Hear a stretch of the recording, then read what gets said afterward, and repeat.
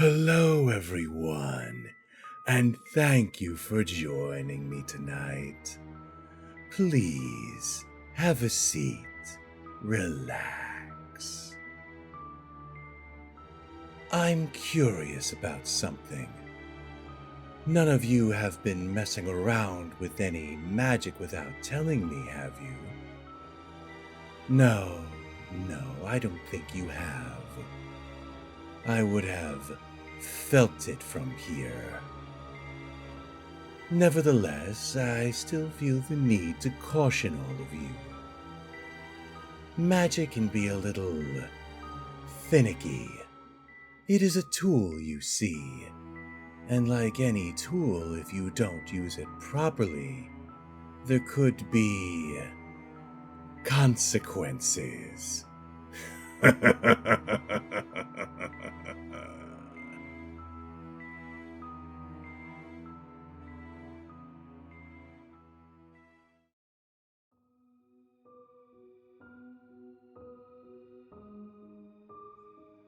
Aside from the slow and steady hoof falls of the large draft horse against the ancient stone road, or the continuous creaking of the nearly as ancient caravan's wagon wheels, Horace was sure he couldn't hear anything at all.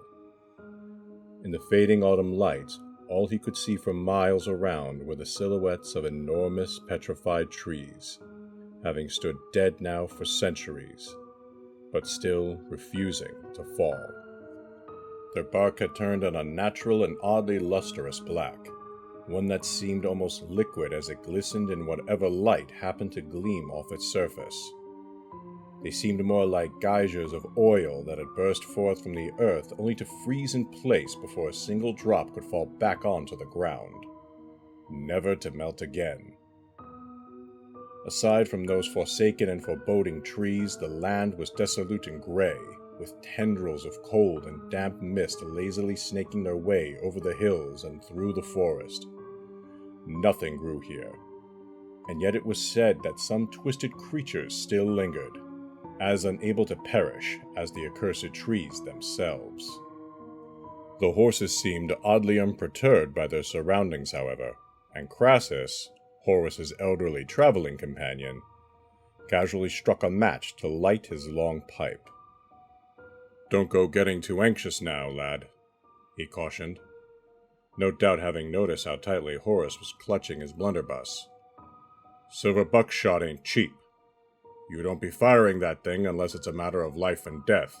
You hear me?" I hear you, Crassus," Horace nodded, despite not easing the grip on the rifle. "Does silver actually do any good anyway? The things that live out in the Twisted Withers aren't lichens or revenants, I mean." "Burning lunar caustic in the lamps keeps them at bay. So at the very least, they don't care much for the stuff," Crassus replied. "It doesn't kill them because they can't die, which is why the buckshot is so effective. All the little bits of silver shrapnel are next to impossible to get out, so they just stay embedded in the flesh, burning away. A few times I've come across one I've shot before, and let me tell you, they were a sorry sight to behold. So long as you're packing, they won't risk an attack, which is why it's so important you don't waste your shot. They're going to try to scare you, get you to shoot off into the dark, and that's when they'll swoop in. You're not going to pull that trigger unless one is at point-blank range. You got that?" Yes, Crassus, I got it." Horace nodded once again.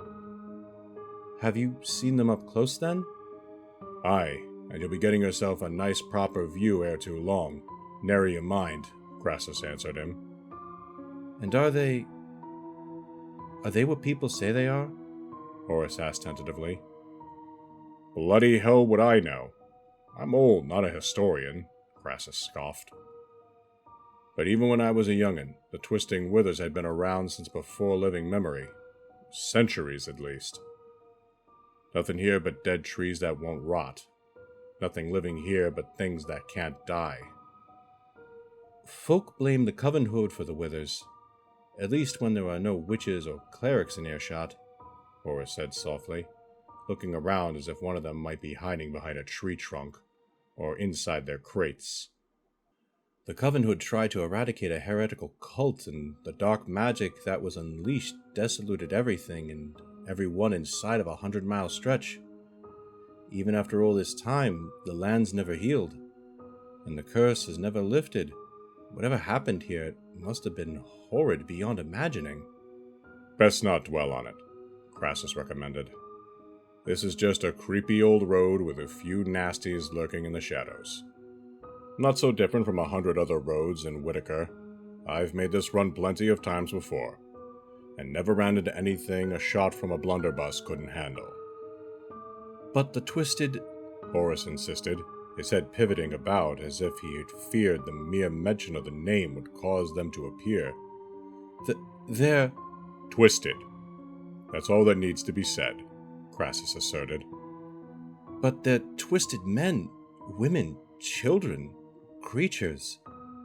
Whatever was living in this place before it became the Withers was twisted by some dark magic, Horace said. Utterly ruined but unable to die. You said this place has been this way since beyond living memory, but they might still remember. Somewhere deep down. Enough. You're here to shoot them, not sympathize with them, Crassus ordered. If you want to make it out of the Withers alive, you pull that trigger the first clean shot you get. You hear me, lad? I hear you, boss. I hear you. Horace nodded with a resigned sigh, returning to his vigil of the ominous forest around him. As the wagon made its way down the long and bumpy road, and the light grew ever fainter, Horace started hearing quick and furtive rustling in the surrounding woods. He could have convinced himself that it was merely the nocturnal movements of ordinary woodland critters. If only he were in ordinary woodland. That's them? He asked, his hushed whispers as loud as he dared to make it. Nothing in the twisting Withers but the twisted, Crassus nodded. Don't panic.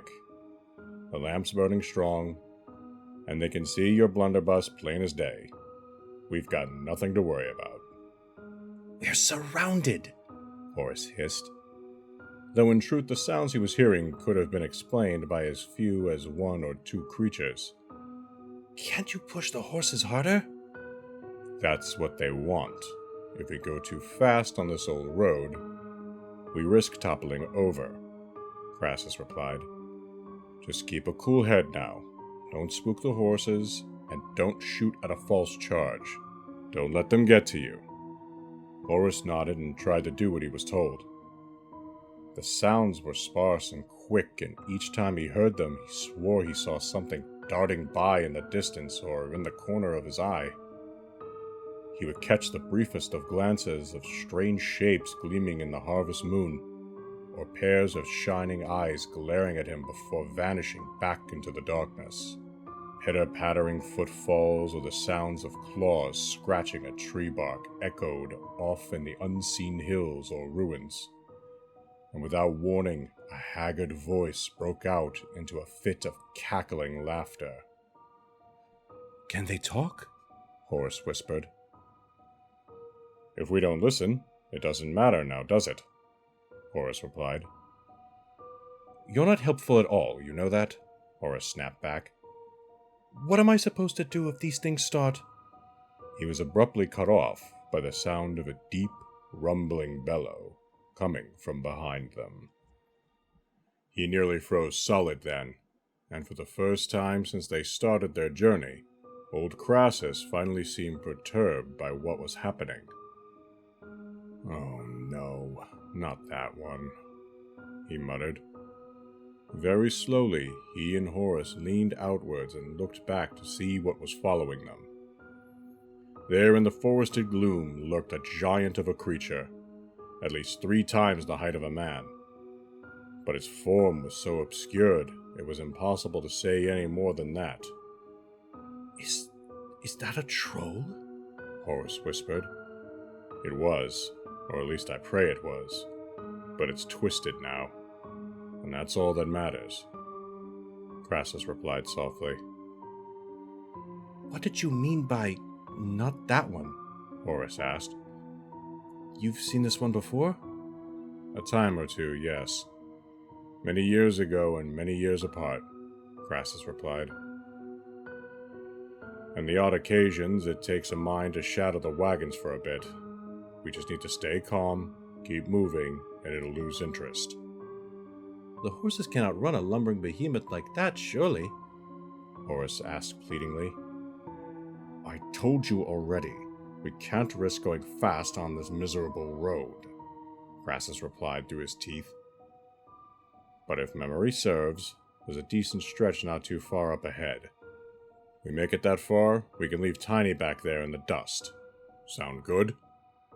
Yeah, sounds good. Horace nodded fervidly, though his eyes remained fixed on the shadowed colossus prowling behind them. Though it was still merely following them, and had not yet given chase, it was gradually gaining ground, as it slowly crept into the light of the lunar caustic lamp. Horace was able to get a better look at the monstrous creature. It moved on all fours, walking on its knuckles like the beastmen of the impenetrable jungles of the south. Its skin was sagging and hung in heavy, uneven folds that seemed to throw it off center and give it a peculiar limp. Scaly, diseased patches modded its dull gray hide, and several cancerous masses gave it a horrifically deformed, hunched back. Its bulbous head had an enormous dent in its cranium, sporadically dotted by a few stray hairs.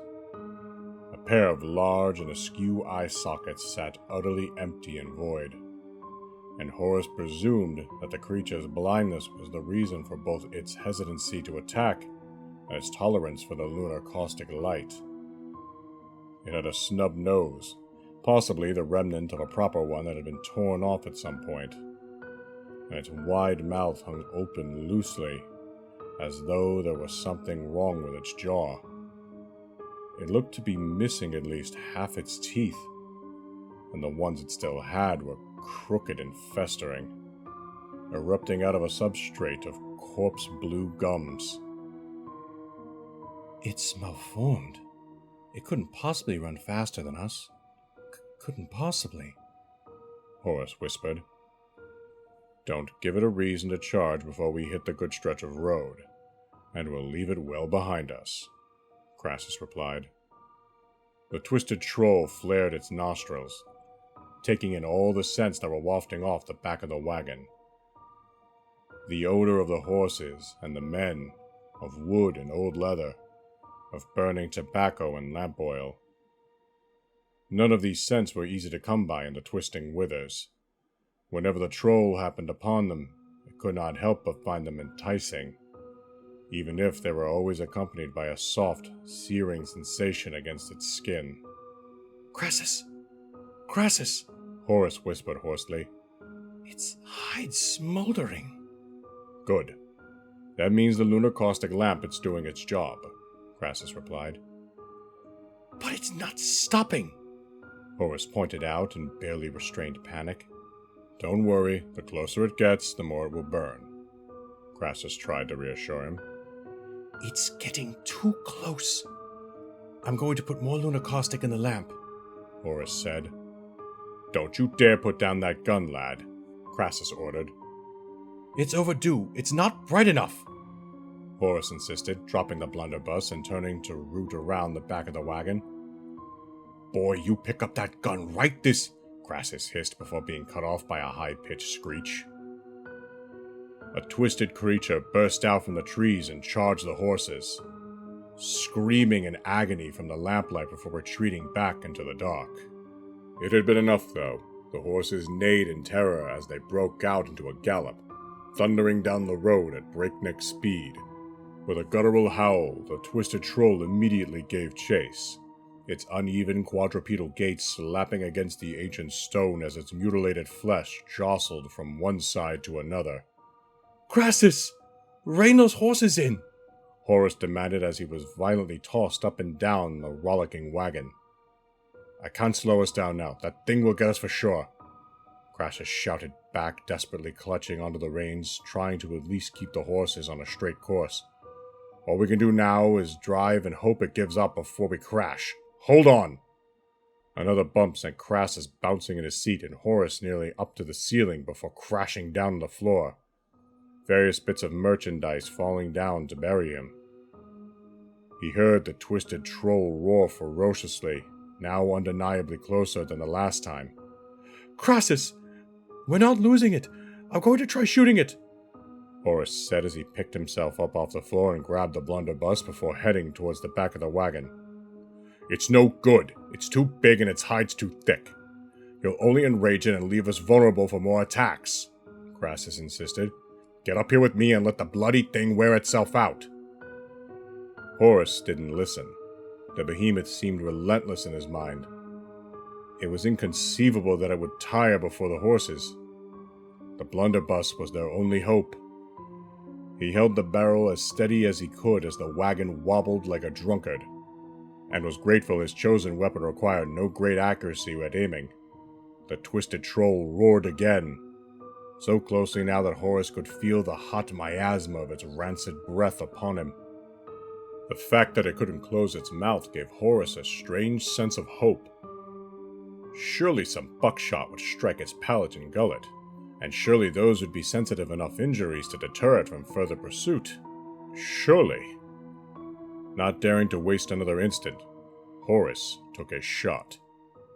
As the blast echoed through the silent forest and a hot silver slag flew through the air, the twisted troll dropped its head at just the right moment, taking the brunt of the shrapnel in its massive hump. If the new wounds were even so much as an irritant to it, it didn't show it. "Blast!" Horace cursed as he struggled to reload the rifle. A chorus of hideous cackling rang out from just beyond the tree line, and they could hear a stampede of malformed feet trampling through the underbrush. "Oh, you've done it now. You've really gone and done it now," Crassus despaired as he attempted to pull out his flintlock with one hand as he held the reins with the other. A twisted creature jumped upon their wagon from the side, braving the light of the lunar lamp for only an instant before it was safely in the wagon's shadow. As it clung on for dear life, it clumsily swung a stick nearly as long as it was as it attempted to knock the lamp off of its hook. "Hey, none of that, you!"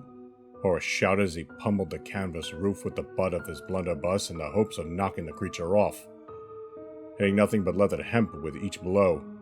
It was not until he heard the sound of glass crashing against the stone road that he finally lost any hope that they might survive. Crassus fired his flintlock into the dark, but the twisted creatures swarmed the wagon from all sides.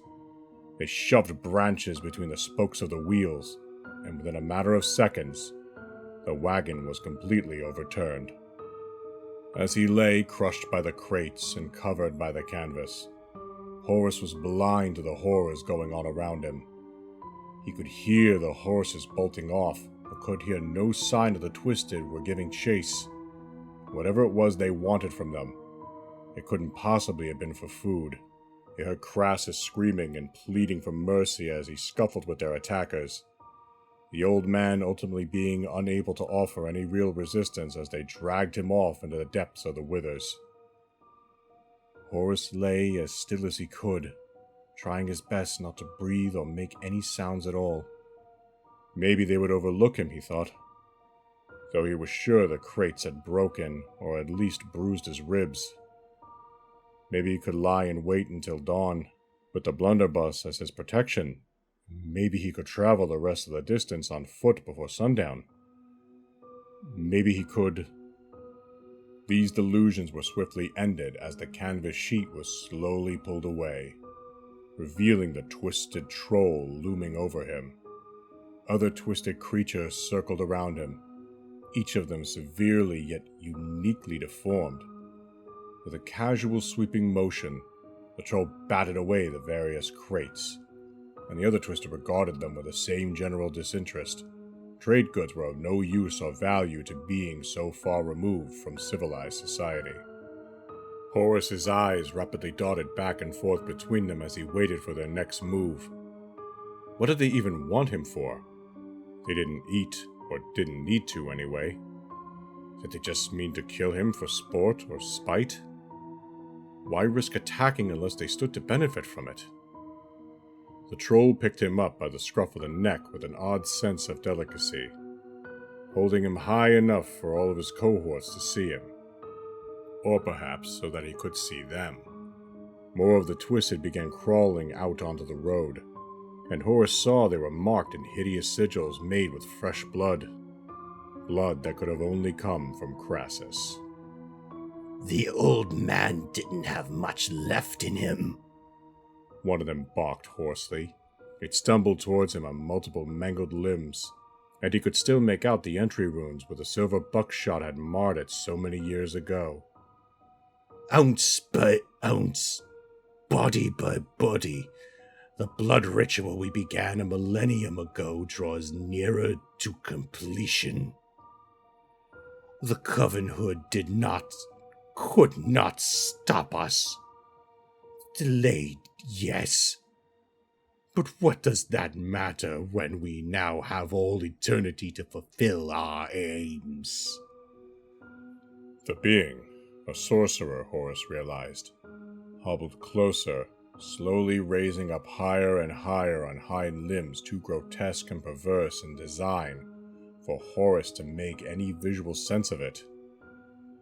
As it rose above Horace, it smiled at him with a lipless mouth that had been sliced from ear to ear, revealing a set of long and sharpened teeth, richly carved from the blackened wood of the twisted trees.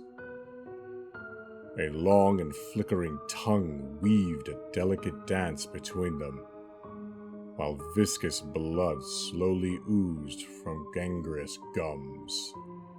Its eyelids had been sutured shut, but an unblinking black and red eye with a serpentine pupil sat embedded upon its forehead. Several of the twisted creatures reverently placed the ceremonial bowl of twisted wood beneath Horace, a bowl that was still freshly stained with the blood of his companion. Though his mind had resigned himself to his imminent demise, he nonetheless felt his muscles tensing and his heart beat furiously as his body demanded a response to his mortal peril. The sorcerer sensed his duplicity and reveled in it, chuckling sadistically as he theatrically raised a long dagger with an undulating serpentine blade and held it directly above Horace's heart. Not going to give me the satisfaction of squirming, eh? Commendable, he sneered. May the blood spilt this moon herald a new age of flesh reborn. Ave, Ophion Orbis Ouroboros. As the twisted sorcerer spoke his incantation, it drove its blade into Horace's heart and skewered him straight through. His blood spilled out his backside and dripped down the dagger into the wooden bowl below, the twisted wasting no time in painting themselves with his vital fluids. As his chest went cold and still, and his vision went dark, the last thing Horace saw was the sorcerer pulling out its dagger, his dismembered heart still impaled upon it.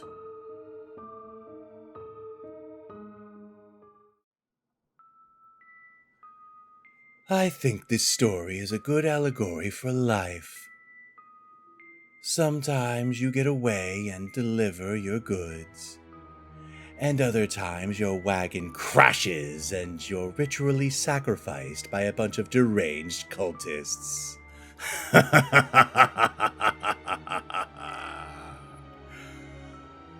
Well, that's all for tonight. If you enjoyed the story, please remember to feed the algorithm monster by liking and subscribing. Thank you all very much, and goodbye.